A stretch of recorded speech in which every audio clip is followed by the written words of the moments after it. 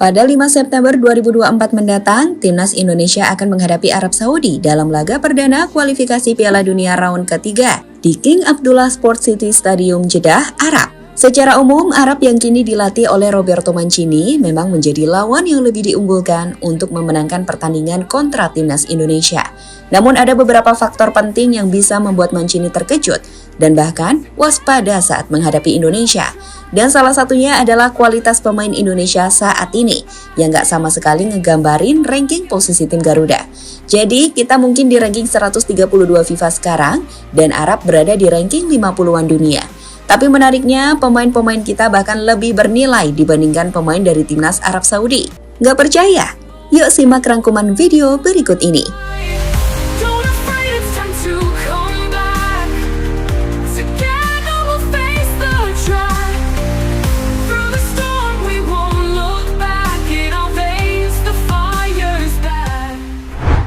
Meskipun saat ini Timnas Indonesia masih berada di peringkat 132 dunia FIFA, namun sebenarnya kualitas pemain kita tidak bisa diremehkan begitu saja. Ranking FIFA mungkin menunjukkan posisi kita yang masih jauh dari ideal, tapi skuad Indonesia di tahun ini adalah skuad yang diisi oleh para pemain dengan kualitas dan performa individu mentereng. Banyak dari pemain Timnas Indonesia saat ini merupakan pemain-pemain yang tengah bermain di luar negeri.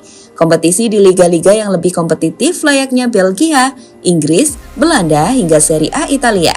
Dan hal itu tentu memberikan gambaran jika skuad tim Garuda punya kualitas untuk bersaing dengan tim manapun di grup C nanti, termasuk Arab yang bakal kita hadapi di partai perdana.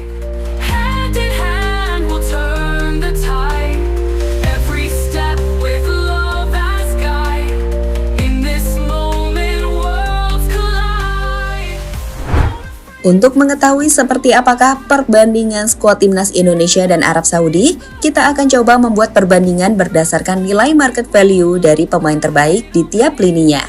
Dimulai dari posisi penjaga gawang, Timnas Arab Saudi tercatat memiliki kiper utama bernama Muhammad Al-Quais. Kiper berusia 32 tahun yang saat ini membela tim Al-Hilal tersebut merupakan kiper dengan nilai pasar atau market value 8,6 miliar rupiah. Menariknya, jika kita bandingkan dengan Martin Paes, maka nilainya akan jauh di bawah Paes. Saat pemain milik tim Dallas FC tersebut tercatat memiliki market value mencapai 26,07 miliar rupiah. Meski begitu, sayangnya di laga perdana Paes nggak bisa bermain. Tapi bisa bergabungnya Paes ke timnas juga bakal jadi alarm waspada bagi Arab yang masih harus bertanding ke Indonesia di pertemuan yang kedua. So, di posisi kiper, masuknya Paes membuat kita punya pemain yang secara kualitas bisa dikatakan lebih bernilai untuk saat ini.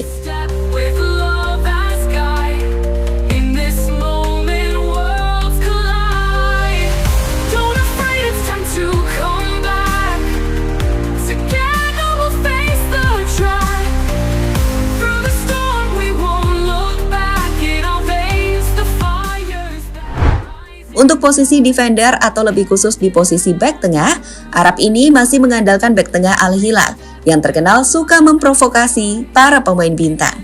Ia adalah Ali Al-Bulayi, defender kontroversial yang saat ini sudah menginjak usia 33 tahun itu sendiri, memiliki market value di transfer market sebesar 6,8 miliar rupiah. Selain Ali Al-Bulayi, di posisi back tengah, Arab juga masih memiliki back Al-Nasr Ali Lajami. Nilai market value-nya lebih tinggi dari Al-Bulayi, yakni 13,91 miliar rupiah. Tapi menariknya, dua defender terbaik Arab itu masih jauh di bawah Jay Isas. Pasalnya, defender Timnas Indonesia yang saat ini bermain untuk Venezia Serie A tersebut memiliki nilai market value di transfer market mencapai 43,45 miliar rupiah. Hal yang didapatkan berkat performa impresif Jay Isas di sepanjang musim lalu, saat dirinya berhasil menjadi kunci utama timnya untuk mengantarkan mereka promosi ke Serie A Italia.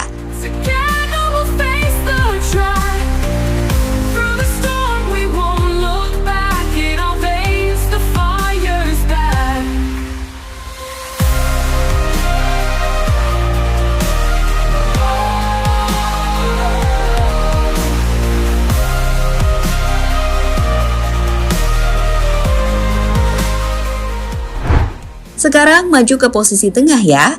Di posisi ini pemain dengan market value paling tinggi dari timnas Arab adalah Faisal Al-Ghamdi. Pemain 21 tahun yang bermain untuk tim Al-Ittihad di Saudi Pro League tersebut memiliki nilai transfer atau market value sebesar 43,45 miliar rupiah.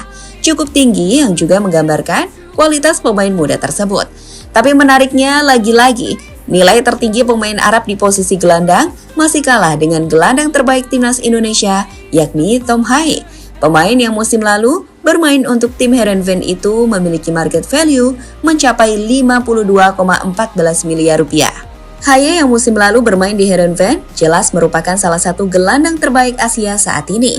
Ia adalah si jenius lini tengah yang perannya begitu krusial. Terakhir di posisi striker. Jadi setelah timnas Indonesia unggul di posisi kiper, belakang, dan tengah, untuk striker kita kalah jauh jika membandingkan pemain kita dengan pemain Arab berdasarkan nilai atau market value. Striker timnas dengan nilai tertinggi di skuad Shin Tae-yong ada pada Ragnar Uratmangun dengan market value 7,8 miliar rupiah. Sedangkan Arab Saudi punya striker haus gol, Fras Al-Buraikan. Penyerang 24 tahun ini tengah mengalami performa yang menanjak tajam di musim ini. Ia tercatat mampu menciptakan 18 gol dan juga 8 assist dan membuat dirinya jadi striker yang wajib diwaspadai lini belakang tim Garuda.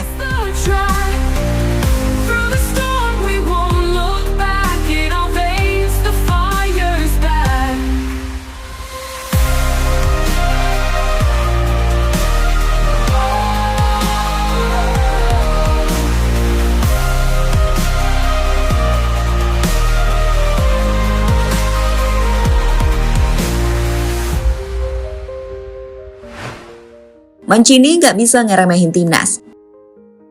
Melihat perbandingan dari skuad timnas Indonesia dan Arab Saudi inilah, jelas kan kenapa Arab Saudi nggak boleh ngeremehin timnas.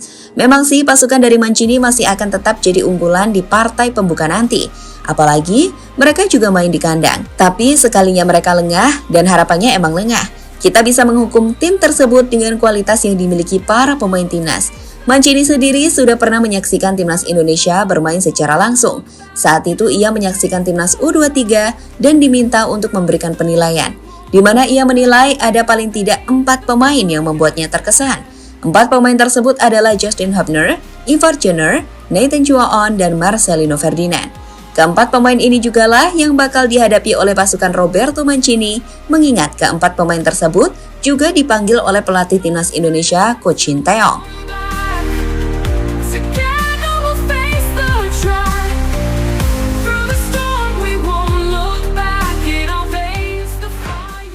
Masalah timnas Indonesia. Meski nampak menjanjikan, namun pelatih timnas Indonesia juga dihadapkan pada masalah saat harus bermain di laga perdana kontra Arab nanti. Masalah utama tersebut terletak pada area bertahan. Martin Paes dipastikan belum bisa bermain di laga kontra Arab. Meski sudah bisa dipanggil dan ikut terbang ke Arab, namun waktu pendaftaran pemain yang terlambat membuat Paes baru bisa menjalani debutnya pada laga kontra Australia. Selain Paes yang tidak bisa dimainkan, timnas Indonesia juga bakal kehilangan sosok penting di lini belakang, Justin Hubner dan Jordi Amat belum bisa bermain akibat akumulasi dan juga cedera. Jordi ada sedikit masalah, jadi saat pertandingan di Liga Malaysia, Jordi alami cedera dan belum pulih. Jadi harus istirahat selama 4 pekan ke depan. Saya sudah telepon Jordi dan telah diputuskan ada sosok pengganti, Bagot. Sama sekali tidak dipertimbangkan, ujar Shin Tae-yong, sumber CNN.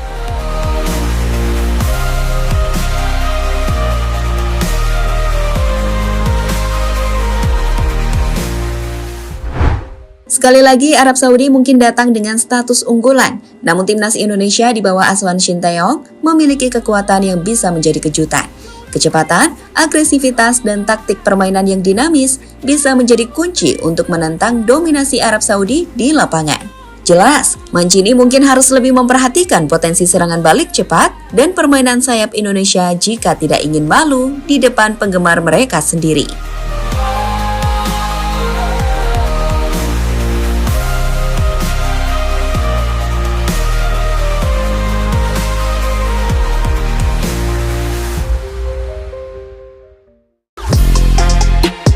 Halo, izin iklan sebentar ya guys. Jadikan ruangmu bernuansa timnas. Temukan beragam poster dinding, sepak bola dan timnas dengan desain menawan, kualitas premium dan harga yang tidak akan menguras kantong. segera klik link Shopee di deskripsi video ini dan dukung Timnas dengan sepenuh hati, mulai dari dinding rumahmu.